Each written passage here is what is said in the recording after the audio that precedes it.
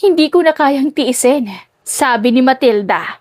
Lahat ng papuri, lahat ng respeto, sa kanya lahat na pupunta. Samantalang ako, wala pa rin. Kaya kailangan na talaga nating kumilos. Napahawak si Matilda sa dingding. Anong plano? Sirain ang negosyo. Sagot ni Arya, walang pag-aalinlangan. Unti-unti papalabasin natin siyang nagkamali. Kapag bumagsak ang isang branch, siya ang sisisihin. At syempre agad akong sasalunod. O kaya naman gawan siya ng masama. Yung tipong hindi siya makakapagtrabaho agad para sa akin yung muna ipagkatiwalang business. At saka, habang hindi siya makapag-work, makukuha ko ang atensyon ng lahat. Napasinghap ng mahina si Matilda. Hindi siya makapaniwala sa mga naririnig niya. Parang bibigay ang kanyang tuhod sa halo-halong emosyon na nararamdaman. Puno ng ilaw ang bagong bukas na branch ng negosyo ni Matilda. Malinis ang salamin, elegante ang disenyo, at amoy na amoy ang tagumpay. Isang bagay na pinaghirapan niya sa loob ng maraming taon. Sa gitna ng lahat ng iyon, nakatayo si Arya sa tabi niya. Suot ang isang puting dress, may hawak na wine glass, at may ngiting parang walang bahid ng kasamaan. Can you believe this, Tilda? Masiglang sabi ni Arya habang nililibot ng tingin ang lugar. Another branch? Grabe ka talaga. From college days na puro pangarap lang tayo. Ngayon, this. Ngumiti si Matilda. May bahid ng pagod ang mukha niya. Hindi ko rin nakalain. Sagot niya. Kung hindi dahil sa'yo, baka wala rin to. Bahagyang nanigas ang ngiti ni Arya, pero mabilis din niyang inayos ang sarili. Of course, partners tayo, best friends. Nag-toast ang mga bisita. Palakpakan, may nagpaputok ng konfeti. Maya-maya lumapit si Frank, asawa ni Matilda. Bit-bit ang 2 baso ng juice. You okay? Marahang tanong niya. Tumango si Matilda sabay kuha ng baso. I'm fine. Sagot niya, sapat lang para marinig ni Frank. Thank you, love. Sayang hindi ka masyadong nakakapag-enjoy. Busy ka kanina. Gumiti si Frank sa mga tao sa paligid bago muling tumingin kay Arya. Congratulations, Arya. Sabi niya. You must be proud. Ngumiti lang si Matilda. Guys! Sigaw ng isang staff. Photo op tayo! Nagtipo ng lahat sa harap ng malaking logo ng kumpanya. Nasa gitna si Matilda, si Arya sa kanan niya, at si Frank sa kaliwa. Smile! Sigaw ng photographer. Matapos ang pictorial, naupo muna si Matilda sa isang sopa sa gilid. Lumapit agad si Arya. May daladalang plate ng finger foods. You should rest, sabi nito. Hindi ka pa fully recovered dahil pagod ka pa. Alam ko, sagot ni Matilda. Pero ayokong masira ang moment. Importante to. Always strong. Biro ni Arya, lumapit ang ilang investors. Nagumpisa ang usapan tungkol sa expansions, numbers, projections. Si Arya ang halos sumagot sa lahat. Parang siyang may kontrol. Tahimik lang si Matilda. Nakikinig. Tumatango pa minsan-minsan. Next year, we're planning to open another branch abroad. Matilda has always dreamed big. Oh, sabi ng isang investor. Mukhang aggressive ang growth nyo. Ngumiti si Matilda. Calculated risk. At may tiwala ko sa mga taong kasama ko. Tumango si Arya, may bahagyang yabang sa mata. Makalipas ang ilang oras, unti-unting nabawasan ang mga bisita. Naiwan sina Matilda, Arya, Frank at ilang staff. Umupo si Arya sa tapat ni Matilda, halatang relax. So, after this maybe we should celebrate just us like old times. Sumilip si Frank sa orasan. I'll just check something outside. Call me if you need me. Hinalikan ni Frank si Matilda sa noo bago umalis. Tumayo naman si Arya at niyakap si Matilda. 2 more success! Bulong nito. 2 more truth. Bulong pabalik ni Matilda. Pagkatapos ng party ay tuluyan ng walang bisita. Agad naman nagpahinga sina Frank at Matilda. Tahimik ang buong gusali, patay na mga ilaw sa bagong branch. Maliban sa isang maliit na ilaw mula sa opisina sa dulo ng hallway. Hating gabi na pero gising na gising pa rin si Arya. Nakatayo siya sa harap ng salamin, hawak ang cellphone. Paulit-ulit ang humihinga ng malalim na para bang pinapakalma ang sarili. Tumunog ang cellphone niya. May tawag mula sa unknown caller. Sinagot niya agad. Okay ka na? Bungad ng boses ng lalaki sa kabilang linya. Okay na. Sagot ni Arya. Bahagyang humina ang boses. Wala na halos tao. Good. So, successful ang opening. Successful. Sagot niya sabay ngiti. Sobra pa sa successful. Ang daming investors. Ang daming naniwala. Kung alam lang nila. Umawa ang lalaki. Kung alam lang nila kung sino talaga ang may hawak ng tali. Umupo si Arya sa swivel chair at humarap sa desk. Kailangan na nating pilisan. Sabi niya, kailangan na nating gumawa ng kilos at baka makahalata na siya lalo na ang kanyang asawa. Relax. Kailangan panado natin ng mabuti lahat para hindi tayo pumalpak. Pero hindi tayo pwedeng magpakampante. Kasi baka mamaya nakakahalata na sila pero hindi lang natin nakikita. Napabuntong hininga si Arya. Kating-kati na siyang mawala si Matilda. Kaya nga nandito ako. Kaya nga tayo may plano. Humigpit ang hawak ni Arya sa cellphone. Hindi sapat ang plano natin. Dapat kumikilos na tayo dahil matalino ang asawa ni Matilda na si Frank. Napangisi ang lalaki. Kaya nga kailangan iwalay yung plano nating dalawa para sa kanilang dalawa. Napaupo ng tuwid si Arya. Anong ibig mong sabihin? Simple. Habang abala ka kay Matilda at sa negosyo, ako ang bahala kay Frank. Isang pagkakamali lang na, isang maling hakbang, pwede na nating baliktarin ang sitwasyon. Hindi. Huwag mo na si Frank. Hindi pa.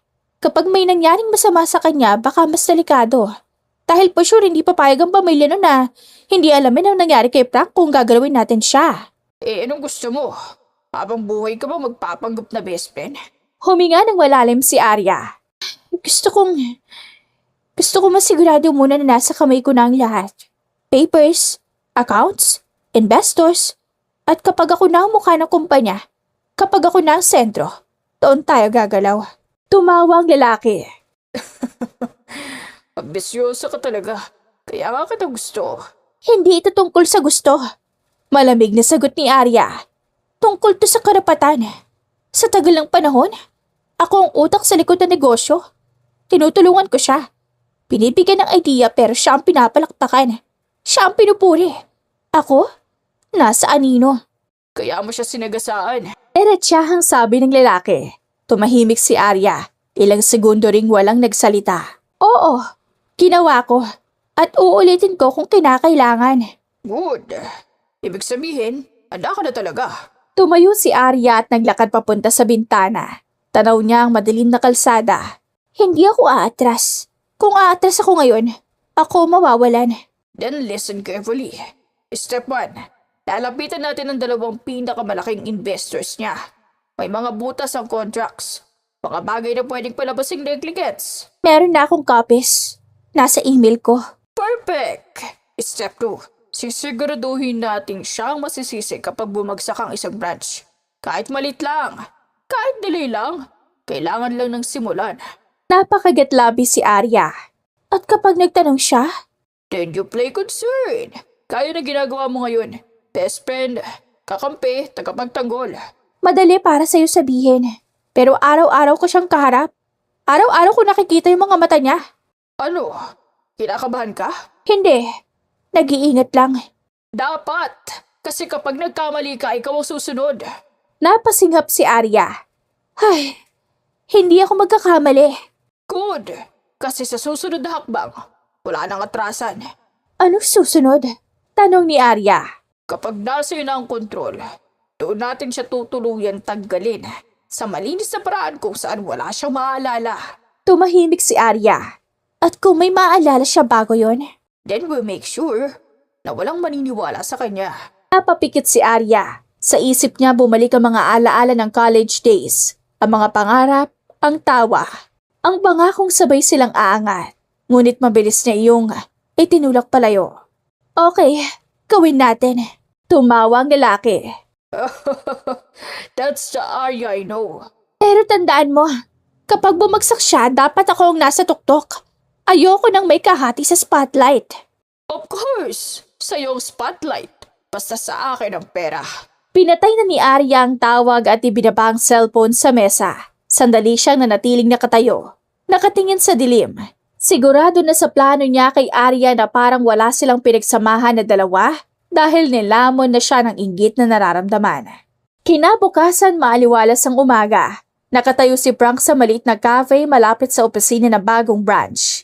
Isang lugar na tahimik. May mga halaman sa gilid at may amoy na bagong timplang kape. Hindi niya ugaling magtagal sa ganitong lugar pero ngayong araw, kusa siyang pumunta. Ilang minuto pa dumating si Arya. Sorry, late ako. Sabi ni Arya habang hinahabol ang hininga, may bahagyang ngiti sa labi. Ay, traffic, alam mo naman. Okay lang. Sagot ni Frank. Kaka-order ko lang. Umupo si Arya sa tapat niya. Hindi ko akalaing yayayain mo ko. Sabi niya, may halong biro. Usually, kay Matilda ka lang may ganitong time. Bahagyang umiti si Frank. Busy lang talaga lately. Pero naisip ko, matagal na rin kitang hindi nakakausap ng maayos. Totoo, parang lahat umiikot sa business. Tumango si Frank. Oh, kumusta ka naman? Napatingin si Arya sa mesa saka muling tumingin sa kanya. Honestly, nakakapagod din. Pero masaya. Seeing her strong again. Parang nabunutan ako ng tinik. Palagi na kasi siyang nagdadoubt sa sarili niya. Na baka hindi niya kayanin na mag-handle ng mas maraming branch. Malaki ang naitulong mo. Hindi ko yun nakakalimutan. Nagulat si Arya sa tono niya. Walang halong pagdududa. Puro pasasalamat. Ginawa ko lang ang dapat gawin. Best friend ko siya. Dumating ang kape. Tahimik silang uminom saglit. Naalala mo, nung nagsisimula pa lang kayo, yung kwento ni Matilda, na ikaw daw ang unang naniwala sa kanya. Napangiti si Arya. Oo, college pa lang kami noon. Lahat tumatawa sa idea niya pero ako, nakita ko na may potensyal. Kaya nga siguro malaki ang tiwala niya sa'yo. Sabi ni Frank. Siguro? At ikaw? Anong ako? Tanong ni Frank. Hindi ka ba nagsiselos minsan? I mean, ako lagi ang kasama niya sa business. Ako ang kausap niya pagdating sa decisions. Umiling si Frank. Hindi. Kasi alam kong mahal mo siya bilang kaibigan. At alam kong hindi mo siya iiwan. At wala akong dapat ikaselos. Suportado ako sa inyo. May kung anong kumirot sa dibdib ni Arya. Ngunit hindi iyon pinalata. Salamat. Mahina niyang sabi. Hindi lahat ganyan mag-isip. Siguro dahil pareho tayong may isang gusto. Ang ikabubuti niya. Dagdag ni Frank. Napangiti si Arya. Oo, pareho. Pagkatapos nilang mag-usap na dalawa ay naglakad sila palabas ng cafe. Sa labas, nag-aalok si Frank na ihatid si Arya pabalik sa opisina. Hindi na. Malapit lang naman. Okay, pero next time ulit. Sure, I actually enjoy this. Habang naglalakad si Arya palayo, bigla siyang tinawag ni Frank. Arya! Lumingon siya. Yes? Thank you. Sa lahat. Ngumiti si Arya. Anytime. Sagot niya. Pag-alis ni Arya na natiling nakatayo si Frank. Sa kabilang banda ng kalsada, huminto si Arya. Tumunog ang cellphone niya, isang mensahe ang dumating sa lalaking kausap niya kagabi. Napangiti siya habang pinapasa. Magaling. Mukhang kampante siya. Ibinulsa ni Arya ang cellphone at naglakad muli. Talang pakiramdam na kontrolado niya ang lahat. Sa parehong araw na iyon, nagkita muli sina Arya at Frank sa opisina. May dala si Arya na pagkain. Alam kong busy ka, so I brought lunch. Nagulat si Frank. Hindi mo na sana inabala ang sarili mo. Okay lang, gusto ko lang tumulong. Kumain sila sa maliit na conference room. Ang bait mo talaga, hindi ka nagbabago. Napangiti si Arya, sandaling nagtagpo ang tingin nila pero walang mali siya. Frank, kung may kailangan ka, nandito lang ako. Tumango si Frank. Alam ko. Sa loob ng conference room dumaan si Matilda. Nakaupo sa swivel chair, tahimik na pinagbamasta ng eksena sa loob. Hindi siya pumasok, hindi siya nagsalita, hindi siya nagselos. Sa loob, tumawa si Arya sa isang kwento ni Frank. Napangiti naman si Matilda. Lumipas sa mga araw at walang nangyayaring masama. Maayos ang pagpapatakbo ni Matilda sa kanyang business sa tulong na rin ni Arya. Si Frank naman ay naging busy sa sarili niyang business pero hindi nakakalimutan si Matilda. Sa paglipas ng mga araw, mas lalong atat na si Arya na gawin ang kanyang plano pero hindi niya pa ginagawa dahil kailangan niya munang makuha ang lahat. Maaga pa lang ay maingay na ang opisina. May mga nagmamadaling empleyado, may nagkakape habang nagtatype, may nag-aayos ng files para sa meeting. Sa gitna ng lahat, papasok si Matilda. Pagbukas pa lang ng pinto, sinalubong na siya ng mga empleyado. Good morning, Ma'am Matilda. Ma'am, ang ganda niyo po today. Ngumiti si Matilda. Good morning. Sagot niya. Salamat, ang aga niyo ah. Para sa inyo, ma'am. Maaga talaga. Biro ng isa. Sa gilid tahimik na nakatayo si Arya, may hawak na tablet. Nakangiti rin siya, pero nangingibabaw ang inggit na nararamdaman niya sa tuwing pinupuri si Matilda.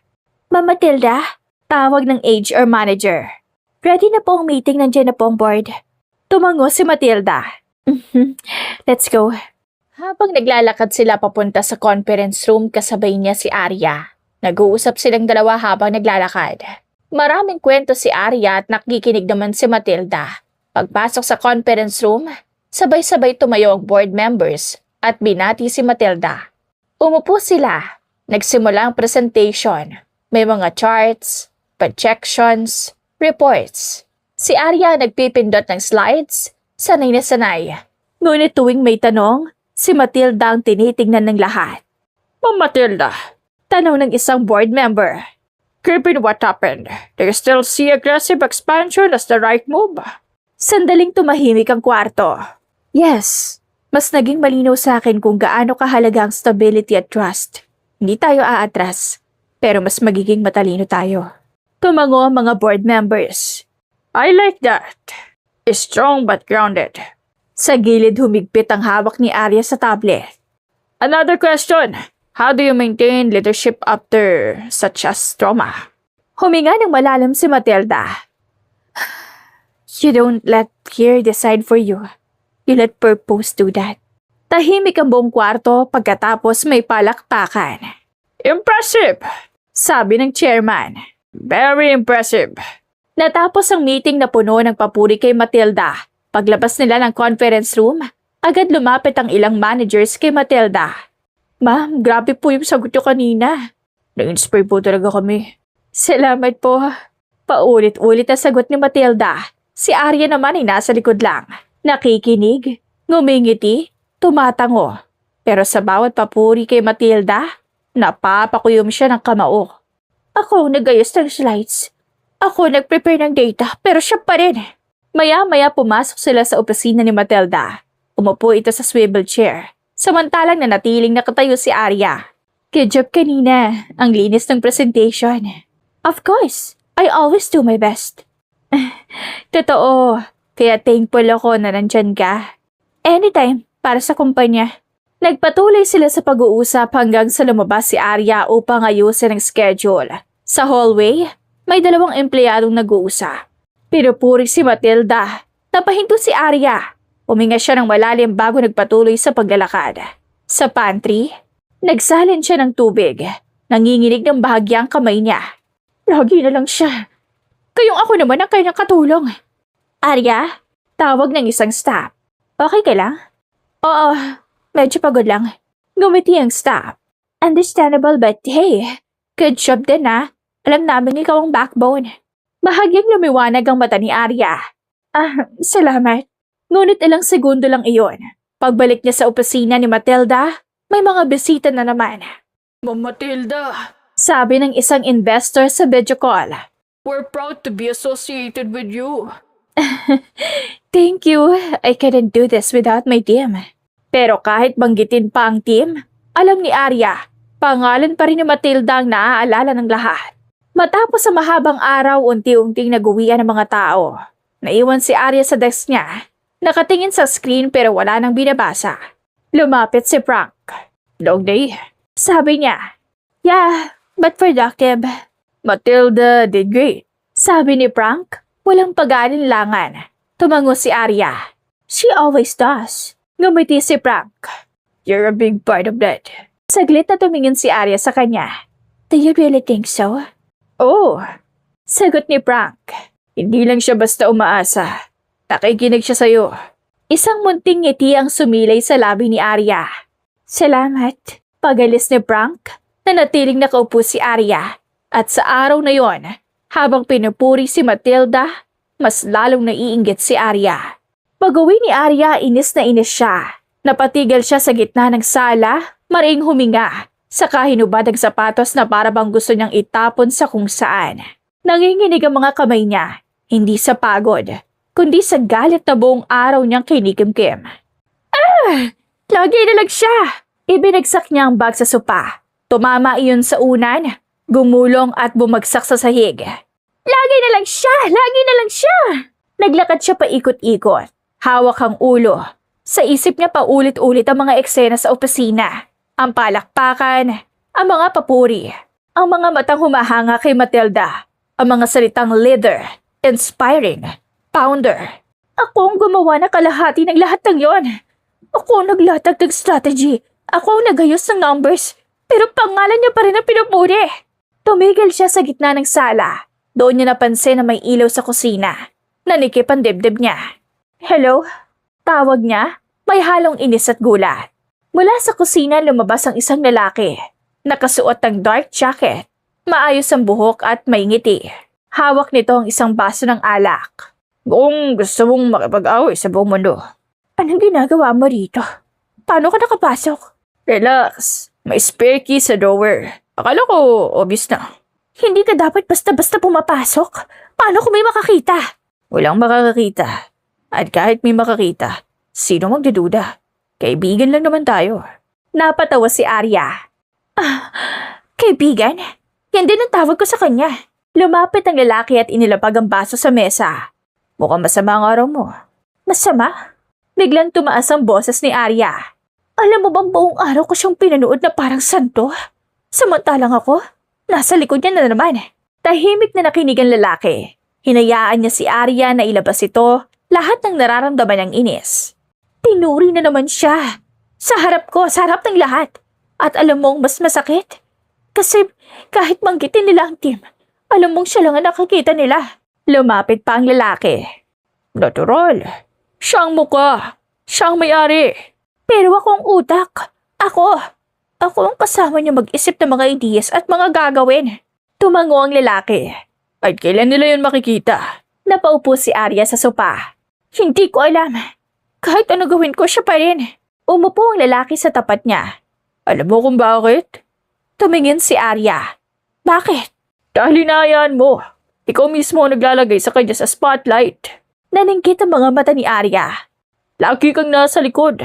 Lagi mo siyang sinasalo kapag may pagkakamali. Lagi mo pinoprotektahan tapos nagtataka ka kung bakit ikaw nakakalimutan. Huminga ng malalim si Arya. Hindi ganun kadali. Para sa'yo, pero hindi para sa kanya. Tumayo si Arya at naglakad palayo. Hindi mo naiintindihan. Hindi ba? Sino ba nagdesisyon na siya ang magbida sa meeting?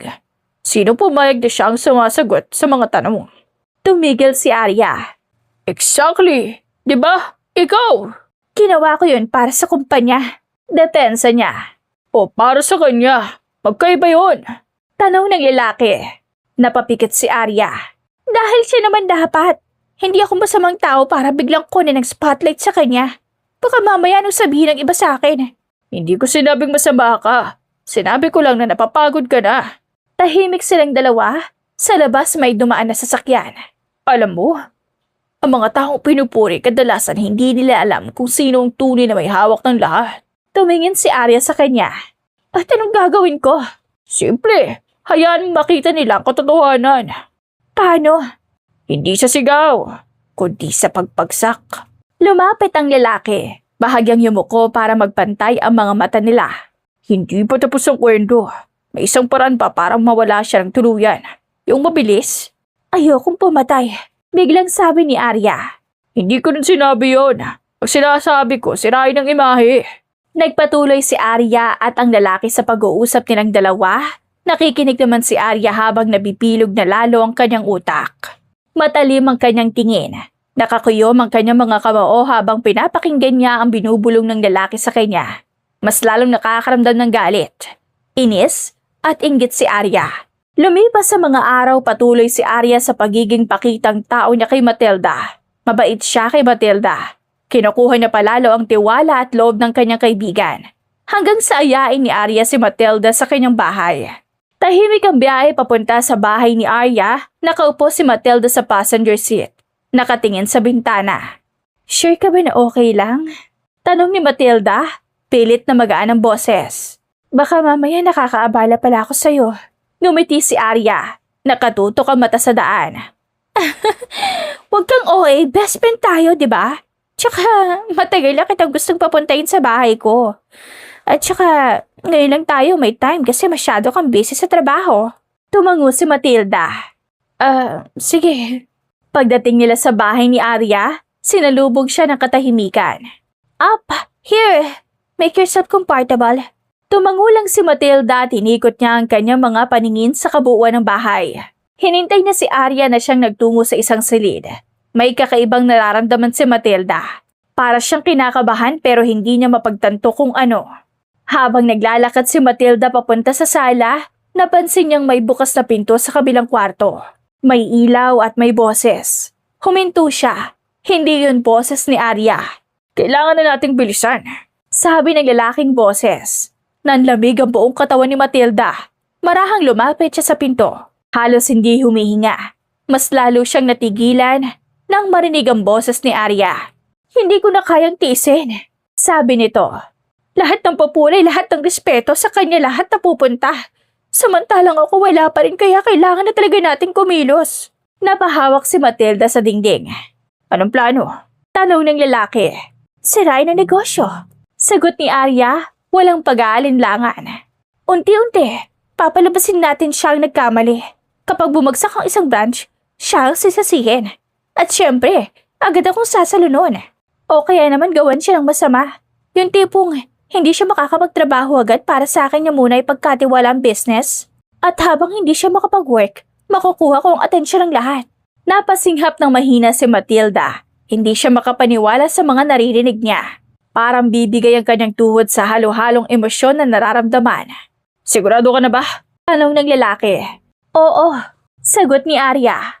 Matagal ko na itong pinag-isipan. Hindi na ako aatras. Isang sandaling katahimikan.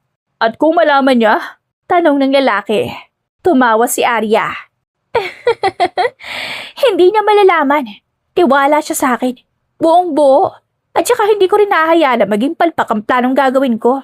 Napatras si Matilda. Natapakan ng isang bagay na siyang nagbigay-ingay kaya napatigal si Arya at ang lalaki sa kanilang pag-uusap. Si Matilda naman ay kinakabahan na napatakip sa kanyang bibig. May narinig ka ba? Tanong ni Arya. Hindi na nag-isip si Matilda. Tumakbo siya palabas ng bahay habang mabilis ang tibok ng puso. Nanginginig ang mga kamay niya habang pinipindot ang susi ng sasakyan. Pero ayaw mabukas kaya naman, agad siyang tumakbo palayo. Matilda! Sigaw ni Arya mula sa loob ng bahay nang makita niya. Hindi lumingon si Matilda. Patuloy lang siya sa pagtakbo habang si Arya naman ay sumakay sa kanyang sasakyan at mabilis na nagmaneho para lamang masundan si Matilda na patuloy sa pagtakbo habang kumakabog ang kanyang puso. Damn! Mukhang umaayon sa akin ang plano ko. Bulong ni Arya tsaka siya ngumisi. Isang malakas na bosina ang ginawa ni Arya para mapalingon si Matilda. Nasilaw siya sa liwanag at napatakip ng kanyang muka pero diretso pa rin ang sasakyan hanggang sa nabangga na si Matilda na siyang bahagyang tumaylapon sa isang tabi. Natigilan naman si Arya. Napatigil ang sasakyan ni Arya ilang metro kung saan nakahandusay si Matilda. Shit! Shit! Paulit-ulit yung bulong habang nanginginig ang kamay sa manibela. Humihingal siya. Nanlalaki ang mga mata habang nakatitig sa nakahandusay na katawan ni Matilda sa gilid ng kalsada. Bumukas ang pinto ng sasakyan. Matilda! Sigaw ni Arya habang tumatakbo papalapit. Matilda! Diyos ko! Umungol si Matilda. Pilit na gumalaw. May bahid ng dugo ang kanyang noo. Nanginginig ang mga labi niya habang pilit bumabangon. Wag ka lalapit. Paus niyang sabi. Hindi, teka lang. Hindi ko sinasadya yun, Matilda. Diyos ko, hindi ko sinasadya. Alam ko na ang plano mo. Napasinghap si Arya at saglit na natigilan. Ngunit agad din siyang umarte. Pinilit niyang manginig ang boses. Ano pinagsasasabi mo? Baliw ka ba? Bigla ka tumakbo sa gitna ng daan at takot ako para sa'yo. Sinungaling.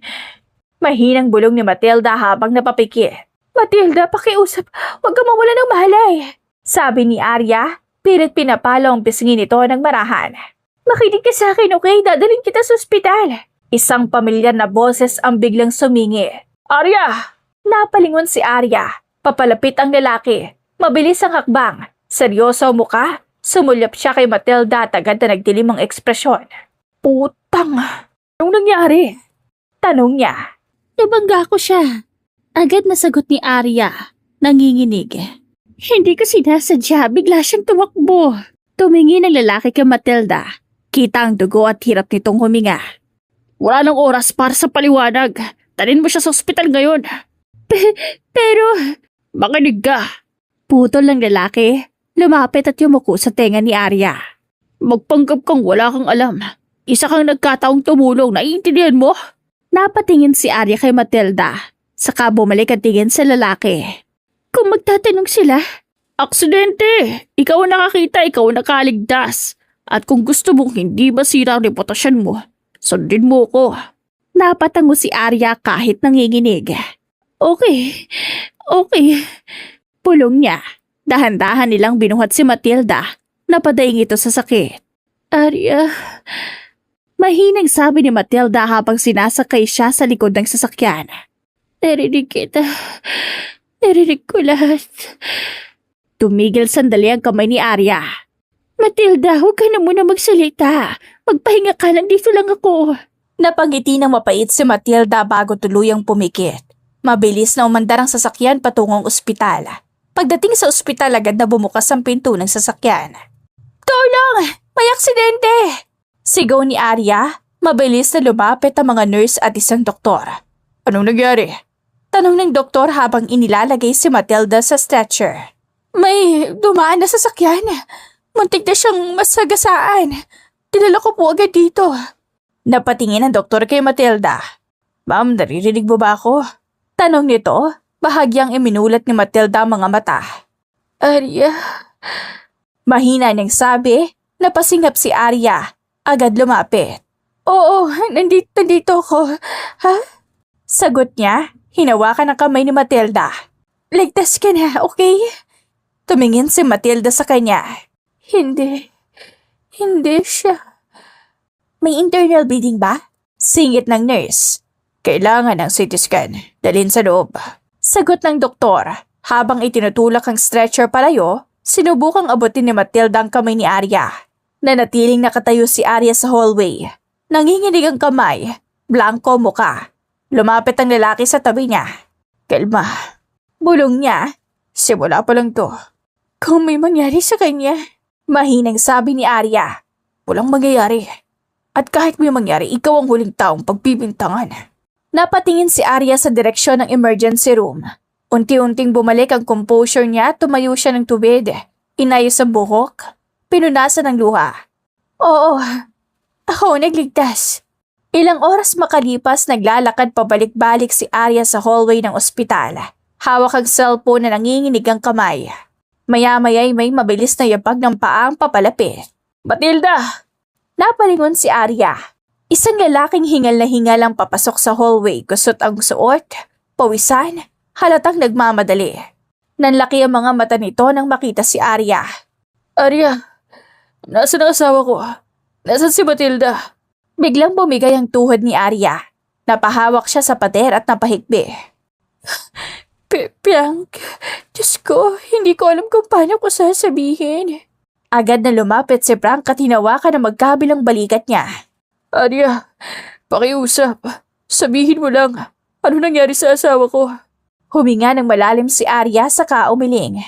Naaksidente siya. Nakita ko siya nakahandusi sa kalsada. Nanlambot si Frank. Aksidente? Paano? Saan? Hindi ko rin alam ang buong nangyari. Bigla na lang siya tumakbo sa daan. May paparating na sasakyan. Napasinghap si Frank. Diyos ko, nasagasaan ba siya? Hindi. Hindi ko alam kung may tumama. Basta nakita ko siyang duguan. Hindi ako nagdalawang isip. Isinakay ko siya sa kotse at dinala rito. Hinawakan ni Frank ang kanyang ulo. Nasaan siya ngayon? Pwede ko ba siyang makita? Nilalapatan pa siya ng lunas. May mga test. CT scan yata, hindi pa siya pwedeng istorbohin. Tahimik si Frank sandali. Tinitigan niya si Arya. Salamat. Kung hindi mo siya dinala dito, hindi ko alam kung anong mangyayari. Agad na umiyak ng mas malakas si Arya. Ginawa ko lang ang tama. Kaibigan ko siya. Mahal ko siya bilang kapatid. Umupo si Frank sa isa sa mga upuan. Nanginginig ang tuhod niya, tila bibigay. Kanina lang mag-uusap kami. Sabi niya may kakausapin lang siya sandali. Hindi ko inakala. Lumapit si Arya at umupo sa tabi niya. Frank, magiging okay siya. Malakas si Matilda, lalaban yan. Sabi niya, hinawakan ang kamay ng lalaki. Natakot ako. Akala ko mawawala na naman siya sa akin.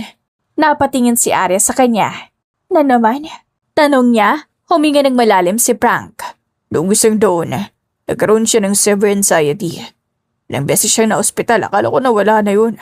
Nagkunwaring nagulat si Arya. Hindi ko alam. Bakit hindi niya sinabi? Ayaw niyang mag-alala ang iba, lalo na ikaw. Bahagyang napakurap si Arya pero mabilis din niyang itinago. Matilda always thinks of others. Kahit sarili niya, napapabayaan. Tumango si Frank. Kaya nagpapasalamat ako sa'yo kung hindi ka nandun. Frank, kung pwede lang, sana ako na lang ang na-aksidente. Huwag mong sabihin yan. Hindi mo kasalanan. Tahimik ulit sila. Maya-maya ay may lumabas na nurse. Kamag-anak ni Matilda? Tanong nito, agad na tumayo si Frank. Asawa po, kamusta na po siya? Stable na po siya for now pero kailangan pa po siyang obserbahan. May confusion at ilang pasa. May sugat din sa ulo. Napapikit si Frank. Pwede ko po ba siyang makita? Sandali lang po. Isa lang po muna. Napatingin si Frank kay Arya. Samahan mo ko. Hindi ko kakayanan mag-isa. Nagkunwaring nag-alinlangan si Arya. Baka mas gusto niyang ikaw muna? Sagot niya. Please, pakiusap. Nandun ka nung nangyari. Kailangan ka rin niya ngayon. Tumango si Arya. Okay. Habang naglalakad sila papunta sa kwarto, hindi mapakali si Frank. Bakit siya tumakbo? May sinabi ba siya bago mangyari yun? Napahinto sandali si Arya bago sumagot. Hindi. Mukha lang siyang balisa. Akala ko nagmamadali lang. Kailan mo siya uling nakita bago yun? Kanina lang. May pinag-usapan kami tungkol sa trabaho. Medyo stress siya. Work again? Sinasabi ko sa kanya na magpahinga muna. Alam mo naman si Matilda. Ayaw niyang may naiiwang responsibilidad. Pumasok sila sa kwarto ilang oras makalipas. Nakahiga si Matilda. May benda sa ulo. May mga tubo. Matilda. Napakurap si Matilda. Masakit ang ulo niya. Sinusubukan niyang igalaw ang kamay. May humawak agad. Mahal, ako to. Napalingon siya sa kanan. Isang lalaking pamilyar ang muka. Frank, paus niyang tanong. Napangiti ang lalaki kahit nangingilid ang luha. Oo, ako to. Salamat sa Diyos, gising ka na.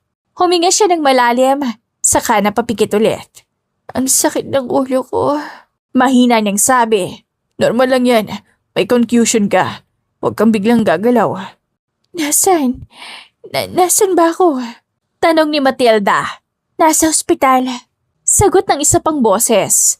Napalingon siya sa kaliwa. Nandun si Arya. Nakatayo malapit sa bintana. Maputla ang muka. May bakas ng puyat. Hawak ang isang tasa ng kape.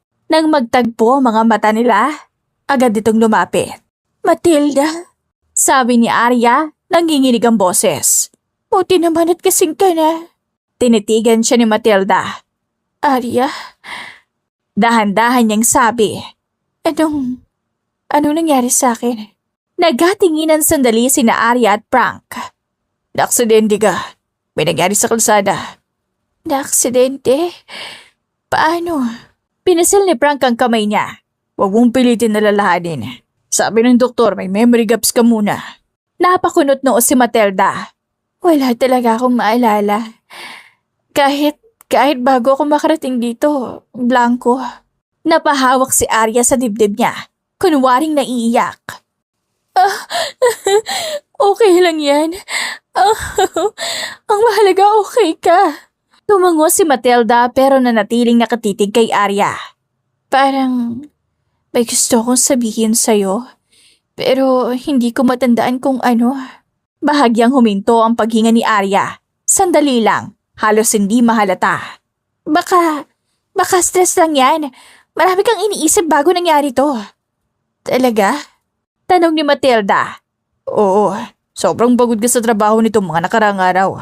Napabuntong hininga si Matilda. Work na naman. Kaya siguro masakit ang ulo ko. Napangiti si Arya. See? Kahit wala kang alaala, workaholic ka pa rin. Pasensya na. Siguro, kinakabahan ka? Sabi niya kay Frank. Halos mamatay ako sa takot. Akala ko mawawala ka na. Mahal na mahal kita. Sabi niya, tahimik ang silid sandali. Tanging tunog ng monitor ang maririnig. Arya? Biglang sabi ni Matilda. Ah? Sagot nito agad. Salamat. Ewan ko kung bakit pero pakiramdam ko may utang na loob ako sa'yo. Napangiti si Arya. Wala yun. Ginawa ko lang ang dapat gawin. Makalipas ang ilang linggo, unti-unting bumalik ang lakas ni Matilda ngunit hindi ang kanyang alaala. Bagamat pinayagan na siyang umuwi ng doktor, malinaw pa rin hindi siya handang bumalik sa trabaho. Madalas siyang hilo. Madaling mapagod at kapag pinipilit magbasa ng reports ay sumasakit ang ulo niya. Doon unti-unting pumasok si Arya bilang kaibigan, katuwang at sa huli tagapamahala. Isang hapon na sa sala si Matilda. Nakaupo siya sa sopa, may kumot sa tuhod at hawak ang tablet na nakabukas sa financial reports. Ilang beses na niyang binasa ang parehong page ngunit wala talagang pumapasok sa isip niya. Ay, buntong hininga niya. Lumapit si Frank, may dalang tsaa. Huwag mo nang pilitin. Sabi ng doktor, gradual lang. Pero ang dami ng pending. Ayokong mapabayaan ang kumpanya. Hindi mo ba sinabi kay Arya na siya muna bahala sa lahat? Alam mo namang kabisado na ang operations. Si Arya? Bulong niya. Oo nga, tama ka. At bigla na lang may kumatok sa pinto. Speaking of, sabi ni Frank. Pagbukas ng pinto, pumasok si Arya. Maayos ang suot, professional ang tindig. May dalang folder. Hi, hindi ako istorbo? Hindi, pasok ka. Umupo si Arya sa harap nila at inilapag ang folder sa mesa. May update ako sa 2 branch, pero bago yan, kamusta ka? Mas okay na, pero honestly parang hindi pa rin ako handa. Napakunot noo si Arya, kunwaring nag-aalala. Matilda, huwag mong madaliin. Help mo muna. Pero ang negosyo, nandyan lang yan. Putol ni Arya, banayad ang boses. Nagatinginan sina Matilda at Frank. Actually, napag-usapan na namin to. Tumitig si Matilda kay Arya. Arya, kung okay lang sa'yo, pwede bang ikaw muna ang humawak ng business? Sandaling nanlaki ang mga mata ni Arya, pero agad din niyang pinigil. Kunwaring nagulat, kunwaring nag-alinlangan. Ako? Tanong niya. Matilda, malaking responsibilidad yan. Alam ko. Ikaw lang ang pinagkakatiwalaan ko ngayon. Huminga ng malalim si Arya. Kung yan ang makakatulong sa'yong gumaling, gagawin ko. Napangiti si Matilda, halatang gumaan ang loob. Salamat. Salamat talaga. Sumingit si Frank. Temporary lang naman, hanggang makabawi ka. Of course. Temporary. Sa mga sumunod na mga araw, formal na inilipat ni Matilda ang ilang pirma at responsibilidad kay Arya. Board meetings, approvals, negotiations, lahat sinala nito. Kaya naman sa kanya napunta ang spotlight, pinupuri na siya na matagal niyang inaasam. Samantala sa kwarto ni na Frank at Matilda, pumasok si Frank. Lumapit lang siya sa kama. Tinitigan si Matilda. Ang mga galos, ang benda, ang maputlang muka. Okay ka lang ba? Mahina niyang tanong. Tumingin si Matilda sa pinto, sinigurong sarado. Pagkatapos dahan-dahan siyang umupo. Mas maayos kesa sa inaasahan ng kahit sino. Frank, seryoso niyang sabi. Makinig ka. Hindi ako nawalan ng alaala. Nanigas si Frank. Ano? Nahalala kong lahat. Bulong ni Matilda. Lahat. Lumapit agad si Frank. Sigurado ka? Tumango siya. Si Arya. Narinig ko siyang may kausap na lalaki. Plano nilang sirain ako. Pabagsakin. Nakita nilang nakikinig ako kaya tumakbo ko. Hinabol ako ni Arya ng sasakyan. At siya ang bumangga sa akin. Napakuyom ang kamoo ni Frank. Putang. Shh. Putol ni Matilda. Napaupo si Frank sa gilid ng kama. Bakit mo sinabi na wala kang naalala? Kasi mas delikado kapag alam niyang alam ko. Sagot ni Matilda. Matilda, pwede nating ipapulis. Wag, wala pa tayong ebidensya. Word against word lang to. At magaling siyang magsinungaling. Tahimik si Frank sandali. Ano gusto mong gawin? Huminga ng malalim si Matilda. Gagamitin ko ang tiwala niya. Hayaan mo siyang isipin na mahina ako. Na walang maalala. Delikado yan. Mas delikado kung aatras tayo. Gusto niyang sarahin ang business? Fine. Hahayaan natin siyang mag-isip na magtatagumpay siya. Tumingin si Frank sa kanya. May halaw ng takot at paghanga. Ikaw pa rin yung Matilda na kilala ko. Ngumiti siya. Hinawakan ni Frank ang kamay niya. Basta kasama mo ko. Kailangan kita. Ikaw ang magiging mata ko sa labas. Documents, transactions, lahat ng galaw niya. Kailangan nating makita. Tumango si Frank. At siya? Hayaan mo muna siya. Sagot ni Matilda. May kumatok sa pinto. Mabilis na humiga si Matilda. Ibinalik ang mahina niyang anyo. Inalis ni Frank ang kamay niya. Umayos ng postura. Pumasok si Arya. Oh, nandito ka pala. Kamusta siya? Okay, medyo nagpapahinga pa. Sagot ni Frank. Pigil ang galit. Lumapit si Arya kay Matilda. Hey, I'll be back later. Rest, okay? Tumango si Matilda. Kunwaring antok. Ingat. Paglabas ni Arya, nagtagpo ang tingin ni na Matilda at Frank. At doon na nagsimula ang plano nilang dalawa. Nagpatuloy-tuloy ang pagangat ni Arya. Na-feature na siya sa ilang magazines at articles dahil sa kagalingan taglay niya sa paghawak ng business. At sa pagiging mabuting kaibigan nito, hinahayaan naman ni Matilda na magsaya si Arya. Hindi niya napansin na sa bawat pirma niya, may kopyang napupunta kay Frank. Sa bawat email na pinapadala niya, may nakasisi na lihim na account. Sa bawat meeting na pinangungunahan niya, may audio recorder na tahimik na gumagana. Sa isang cafe malapit sa ospital, tahimik na nag-uusap sina Matilda at Frank. May bago? Tanong ni Matilda, nakayuko sa kape. Meron. 3 contracts na ang pinirmahan niya without full board approval labag sa protocol. Good. May email trail? Complete. At may audio recording ng meeting kung saan siya mismo nagsabing hindi na kailangan ipaalam kay Matilda. Napangiti si Matilda. Isang ngiting malamig. Perfect. Tila masyado siyang kampante. Hindi na nag-iingat. Ganyan talaga. Kapag binigyan mo ng kapangyarihan ng taong uhaw dito, lalabas ang tunay na anyo. Samantala sa opisina nakaupo si Arya sa dating upuan ni Matilda, inikot niya ang swivel chair, parang inaangkin na. Ay nako, tama lang to. Matagal ko tong deserve. Habang abala si Arya sa pagpapalawak ng impluwensya, tahimik namang gumagalaw sina Matilda at Frank. Lihim silang nag-hire ng independent auditor. Lihim.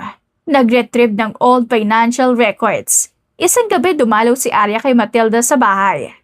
Alam mo, miss ka na nila sa opisina. Pero okay lang. Under control naman lahat. Alam ko, nakikita ko ang reports. Tama ba ang desisyon ko kanina? Yung tungkol sa supplier change? Tumango si Matilda. Ikaw nang bahala dyan. Lalong lumiwanag ang mukha ni Arya. Salamat sa tiwala. Pagalis ni Arya, napaupo si Matilda sa sopa. Parang napagod bigla. Lumapit si Frank. Narinig ko ang tawag niya kanina. Yung lalaki? Tanong ni Matilda. Tumango si Frank. Na-record. Napapikit si Matilda. Isa pa.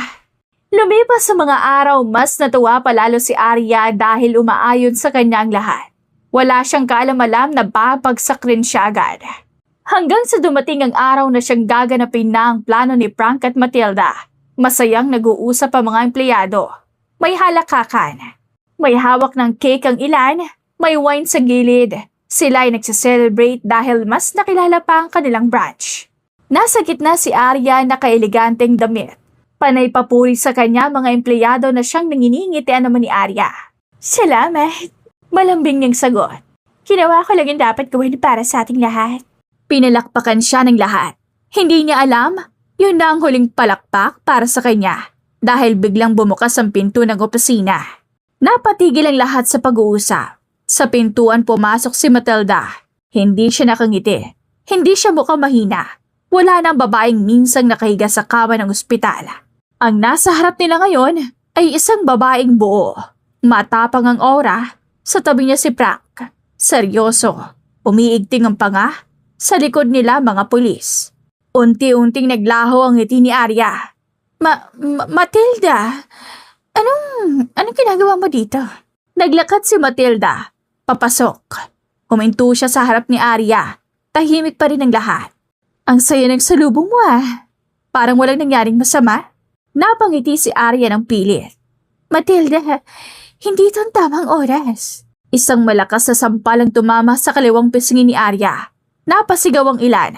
May napatras, may napahawak sa bibig. Para yan, sa tiwalang winasak mo. Bago pa makapagsalita si Arya, sinampal na naman siya ni Matilda. Para yan sa pagkakaibigan natin na sinira mo. Matilda, tama na. Matilda, tama na. Sigaw ng empleyado, pero wala nang naririnig si Matilda. Hinablot niya ang buhok ni Arya. Mariin, walang awa. Bitawan mo ako, ano pa? Iyak ni Arya. Hindi, sagot ni Matilda. Hindi ka pa tapos magbayad. Iniharap niya si Arya sa lahat. Tingnan niyo siya. Malakas niyang sigaw. Ang babaeng pinupuri niyo ay may masamang plano. Nagbulungan ang mga tao. Pinaplano na niyang sirain ang kumpanyang pinaghirapan ko ng halos kalahati ng buhay ko. Hindi totoo yan. Sinisiraan mo ko. Tumawa si Matilda. Sinisiraan? Tumango siya sa likod. Lumapit ang mga pulis. Hawak ang isang lalaking nakaposas. Ang lalaking matagal ng kasabwat ni Arya. Nanlaki ang mata ni Arya. Kilala niyo? Ang lalaking tumulong sa kanya. Ang lalaking kausap niya gabi-gabi. Ang lalaking binayaran niya para tulungan siyang makuha ang atensyon ng lahat. Hindi ko siya kilala. Sigaw ni Arya. Talaga? Tanong ni Matilda. Kasi malinaw sa recordings niyo kung paano niyo pinlano ang lahat. Lumapit siya kay Arya. Halos magdikit ang noo nila. Kung paano mo sinabing kailangan mawala si Matilda para tuluyan na mapasakin ang lahat. Tahimik ang opisina. Alam niyo bang siya rin ang sumagasa sa akin? Oo, siya. Dahil narinig ko sila ng lalaking yan. Dahil nalaman ko ang plano nila. Matilda, maawa ka. Kaibigan kita. Kaibigan? Ang kaibigan hindi naninira. At lalong hindi kaibigan ang sasagasaan ka. Muling hinila ni Matilda ang buhok ni Arya at itinulak siya pababa. Habang nakahiga ako sa ospital, nagpapanggap kang nag-aalala. Habang kunwari ka nagdarasal, pinaplano mo kung paano mo kukunin ang negosyo ko. Lumapit si Frank. Habang ikaw ang pinagkakatiwalaan, kinukolekta namin ang ebidensya. Inilabas ng pulis ang folder. Miss Arya, seryosong sabi ng pulis, you are under arrest for attempted murder, fraud, and conspiracy. Napasigaw si Arya. Hindi! Hindi, Matilda, please! Lumuhod siya. Patawarin mo ako, Matilda. Pero walang awa si Matilda. Dalhin niyo na. Habang hinihila si Arya palabas, sumisigaw siya. Pabagsak ka rin, Matilda! Huminto si Matilda at lumingon. Hindi! Kasi hindi ako katulad mo. Kinabukasan dinalang ni Matilda si Arya sa kulungan. Ako na lang. Mahina ngunit matigas ang boses ni Matilda. Tumango si Frank. I'll be right here. Lumapit ang gwardya at binuksan ang bakal na pinto. Sa loob, nakaupo si Arya. Nakasuot ng simpleng inmate uniform. Walang makeup, walang alahas. Pero matapang pa rin ang muka. Pagkakita niya kay Matilda, bahagyang tumaas ang kilay niya. Well, mukhang nanalo ka. Tumigil si Matilda sa harap niya. Nanalo? Hindi ito laro, Arya. Tumawa si Arya. Talaga? Masaya ka na nakikita ako nandito sa kulungan? Na pinupuri ka na naman ng mga tao? Lumapit pa si Matilda, halos magdikit na ang mukha nila. At ikaw, nasa kulungan at nakakahiya. Nanlisik ang mga mata ni Arya. Don't act like you're better than me. Kung hindi dahil sa akin, wala ka rin naman kung nasan ka ngayon. Biglang sinampal ni Matilda si Arya. Umalingaw-ngaw ang tunog sa loob ng selda. Napalingon ng gwardya pero nanatiling nakapwesto. Napahawak si Arya sa mukha niya. Nanlaki ang mata niya, hindi sa sakit, kundi sa gulat. Para yan. Sa gabi na muntik mo na akong patayin. Tumayo si Arya. Galit na galit. You think that slap means anything? Sigaw niya. Muling lumapit si Matilda at sinampal si Arya. Para yan. Sa bawat gabing hindi ako makatulog sa ospital habang nagpapanggap kang kaibigan. Alam mo ba kung gaano kasakit panoorin kang puruhin ng lahat? Habang ako ang lang sa likod mo. Kaya mo akong sagasaan. Kaya mo akong patayin dahil sa inggit? Ha? Pinagkatiwalaan kita. Tinuring kitang kapatid. At sinasama kita palagi sa lahat ng nararating ko sa buhay. Lumapit si Matilda, tinuro ang dibdib ni Arya. At sinuklian mo ko ng gulong ng kotse sa katawan ko. Napaupo si Arya. Masaya ka na? Na nakikita mo akong ganito? Naka-uniform, nakakulong? Hindi. Hindi pa. Bakit? Dahil dito sa kulungan, simula pa lang to. Araw-araw, gigising ka na alam mong wala ka ng kayamanan. Wala ka ng kapangyarihan, wala ka ng taong maluloko. Napangiti si Arya, pilit na matapang.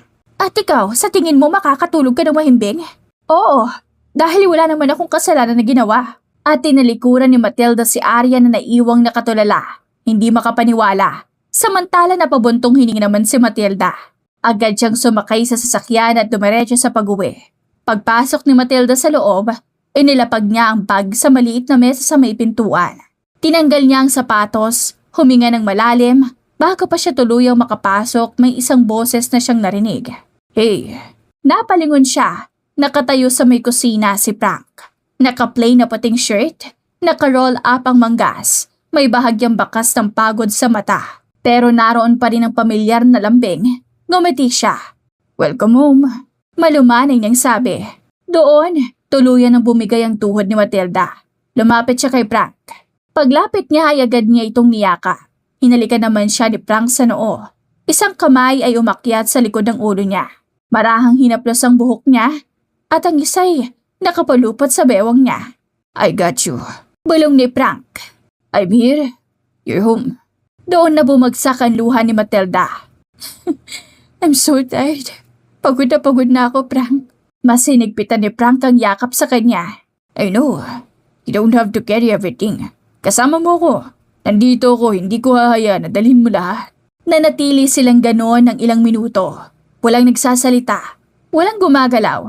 Hanggang si Frank ang unang bumitaw. Pero hindi tuluyan. Hinawakan niya ang magkabilang balikat ni Matilda at bahagyang inilayo ang mukha nito para makita siya. Tiningnan niya ang asawa niya. Ang mga mata nitong pagod. May bakas ng luha pero nandoon pa rin ang tapang. Kamusta? Maingat niyang tanong. Sa kulungan? Huminga ng malalim si Matilda bago sumagot. Matapang pa rin siya. Parang ayaw niyang ipakita na takot siya. Pero kita ko sa mata niya. Sinubukan pa rin niyang magpakitang matigas. Parang gusto pa rin niyang manalo kahit nasa loob na siya. Napangiti si Matilda, isang mapait ng ngiti. Sinampal ko siya. Hindi ko pinagsasihan. Hinawakan ni Frank ang kamay niya. You don't owe anyone an explanation. What you felt, what you did, came from pain. And that doesn't make you a bad person. Kailangan niyang harapin ang kasalanan na ginawa niya. Kung wala ka, hindi ko alam kung kakayanin ko to. Ngumiti si Frank at hinalikan ang noo niya. Isang halik na puno ng pangako. You were strong even before me, but I'm glad you let me be here.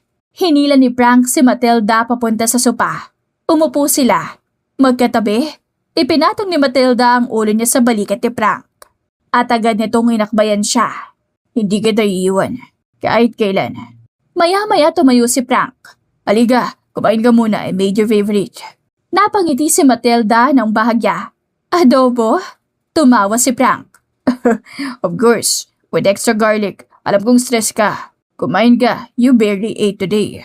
Habang kumakain, unti-unting bumabalik ang lakas ni Matilda. Hindi lang sa katawan, kundi maging loob. Frank? Bigla niyang sabi. Oh, thank you sa lahat. Ano ka ba? Walang dapat pasalamatan. Asawa mo ko. Pagkatapos kumain, dinala ni Frank si Matilda sa kwarto. Nakahanda ng kama. Okay, rest. I'll be here. Humiga si Matilda, sumunod si Frank at yumakap mula sa likod. Pagkadikit ang katawan nila, sabay ang paghinga. Sleep, mahal. Nandito lang ako. Bulong ni Frank kaya ipinikit ni Matilda ang kanyang mga mata. Lumipas sa mga araw, naging maayos ang pag-handle ni Matilda sa kanyang negosyo. Bumalik na ulit ang lahat sa normal. Walang nagbabanggit ng pangalan ni Arya at sa nangyari dahil ayaw rin ni Matilda. Makalipas ng ilang araw, Dumating ang araw na matagal nang hinihintay na araw na pagkakaharap-harap nila sa korte. Nakatayo mga abogado, nakaupo mga testigo at sa gitna ang hukom. Seryoso ang muka. Sa isang gilid naroon si Matilda. Nakasimple siyang bestida, matapang ang muka. Sa likod niya nakaupo si Frank, tahimik ngunit alerto. Sa kabilang panig ng courtroom dinala si Arya ng mga gwardya, naka-prison uniform, nakaposas ang kamay, ngunit kahit ganoon, matapang pa rin ang muka. Pagkakita niya kay Matilda, biglang nagbagong ekspresyon niya. Siya! Sigaw ni Arya, biglang tumayo. Siya ang may kasalanan, hindi ako! Nagulat ang mga tao. May napasigaw. Mabilis na nilapitan ng gwardya si Arya. Order in the court! Sigaw ng hukom. Malakas at matigas ang boses. Pero hindi tumigil si Arya. Pinagplanuhan niya to! Sigaw niya habang pilit kumakawala. Inagaw niya ang lahat sa akin. Ang buhay ko. Ang pangarap ko. Nakatitig lang si Matilda, hindi siya gumalaw. Hindi siya umiwas, diretso lang ang tingin niya kay Arya, walang takot. Miss Arya, kung hindi kayo tatahimik, ipapalabas namin kayo. Babala ng hukom. Tumawa si Arya na parang baliw. Palabasin niyo ako! Sigaw niya. Matagal niyo na akong itinahapon. Tumingin siya kay Matilda. Galit na galit. Masaya ka na ba? Sigaw niya. Nanalo ka na! Tingnan mo ako ngayon. Doon tumayo si Matilda. Your Honor. Malinaw niyang sabi. May I speak? Tumango ang hukom. Tumahimik ang lahat. Huminga ng malalim si Matilda bago tumingin kay Arya. Hindi ako nandito para manalo. Mariin niyang sabi. Nandito ako para sabihin ang totoo. Napatawa si Arya. Mapanlait. Talaga? E di sabihin mo kung gaano mo ko sinira. Lumapit pa si Matilda. Hindi kita sinira. Sagot niya. Ginawa mo yan sa sarili mo. Biglang sumigaw si Arya. Sinungaling! Muling nag-ingay ang courtroom. Order! Sigaw ng hukom. Ngunit nagpatuloy si Matilda. Mas malakas na ang boses. Pinagkatiwalaan kita. Hindi bilang empleyado. Hindi bilang partner, kundi bilang kaibigan. Tahimik ang lahat. Hinayaan kita sa buhay ko, sa negosyo ko, sa bahay ko. Pero hindi ko akalain na naiinggit ka pala sa akin kahit wala ka namang ikaiinggit. Napailing si Arya. Dahil ikaw ang paborito. Ikaw ang lagi pinipili. Ikaw ang pinupuri. Lumapit pa si Matilda. Hindi ko kasalanan na pinili kong maging mabait. Hindi ko kasalanan na pinili mong mainggit. Biglang humagulgol si Arya. Gusto ko lang naman maging ikaw. Gusto ko na ako naman. Napapikit sandali si Matilda, saka muling tumingin. At dahil doon, nilamon ka ng inggit at muntik mo pa akong patayin. Nagbulungan ng mga tao. Sinigasaan mo ko. Patuloy ni Matilda. Biglang nagwala si Arya. Hindi! Hindi ko ginusto. Napilitan lang ako. Walang pumilit sa'yo. Sagot ni Matilda. May mga pagkakataong pwede kang umatras, pero pinili mong umabante kahit may masasagasaan. Nanginginig si Arya. Tama na! Tama na! Ngunit hindi pa tapos si Matilda. Your Honor, handa akong harapin ang alaala ng gabing yun, araw-araw. Pero siya, itinuro niya si Arya. Dapat harapin ang kasalanan na ginawa niya. Tumayo ang abogado ng depensa pero huli na. Nagbukas ng folder ang hukom. Batay sa ebidensya, testimonies, recordings, financial records, at witness accounts. Napahawak si Arya sa rehas. This court finds the accused Ariana. Huminto ang hukom sandali bago nagsalita. Guilty. Hindi! Hindi ito totoo! Hindi! Nagwala siya. Sinubukang kumawala, sumigaw, umiyak, nagmamakaawa. Matilda! Sigaw niya, hinila ng mga gwardya si Arya palabas habang sumisigaw pa rin. Isusumpa kita, hindi pa to tapos. Tahimik na pinanood ni Matilda ang lahat. Hanggang sa tuluyang magsarang pinto, bumaling ang hukom kay Matilda. You may step down. Umupo si Matilda.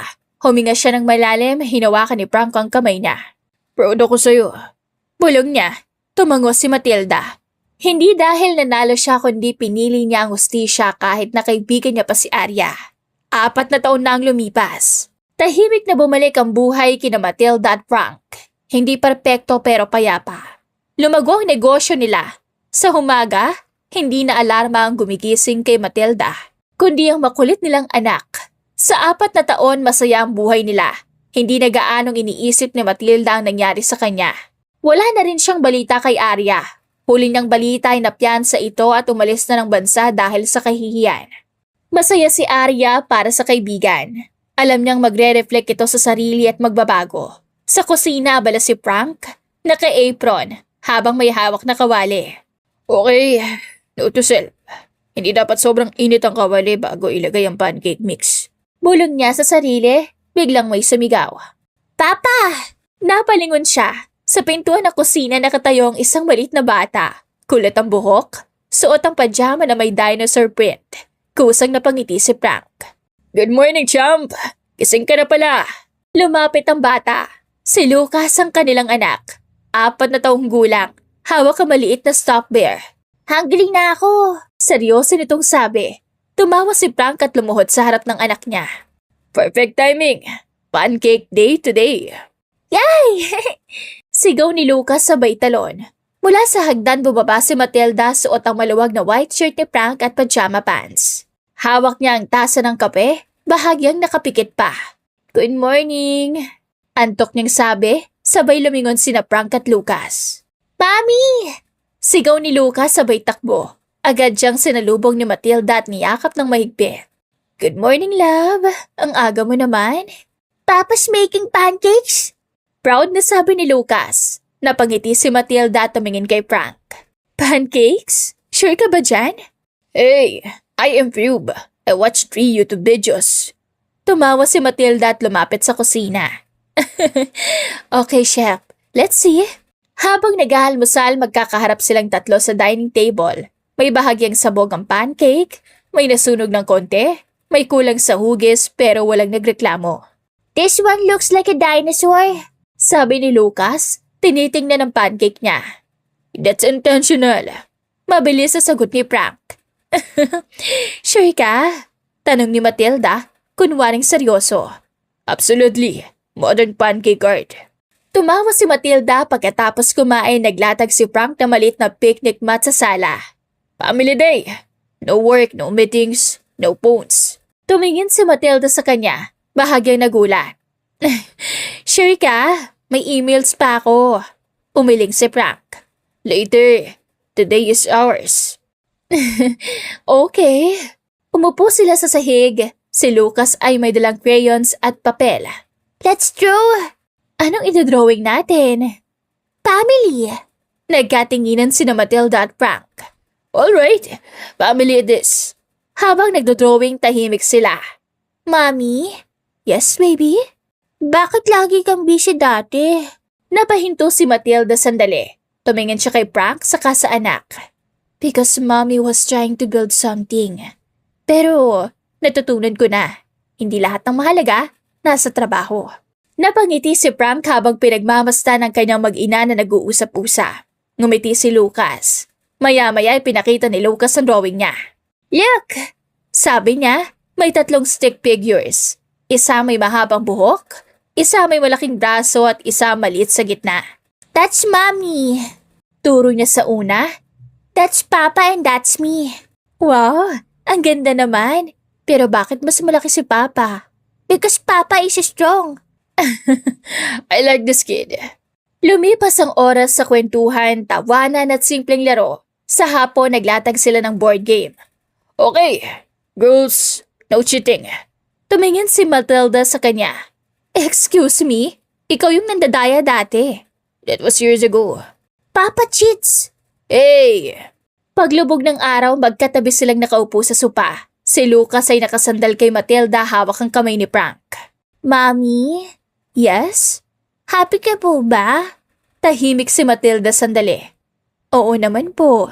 Very, very, very much. Tumingin siya kay Frank. Masaya ako. Kasi nandito kayo. Ngumiti si Frank at hinalikan ng noo niya. Same. Sabi niya, habang nakapikit na si Lucas, karga ni Frank papunta sa kwarto. Good night, Chump. Pagbalik niya sa sala, naroon si Matilda, nakatingin sa bintana. Thank you, sabi ni Matilda. For what? Tanong ni Frank. For this life, for choosing me, for staying. Lumapit si Frank at niyakap siya mula sa likod. I'll choose you every single day. At sa gitna ng tahimik na bahay, sa pagitan ng mga simpleng sandali, natagpuan ni na Matilda at Frank ang totoong tagumpay. Isang pamilyang buo, ligtas, at puno ng pagmamahal. Sa huli, natutunan ni Matilda na ang tunay na pagtatagumpay ay hindi nasusukat sa yaman, titulo o paghihiganti.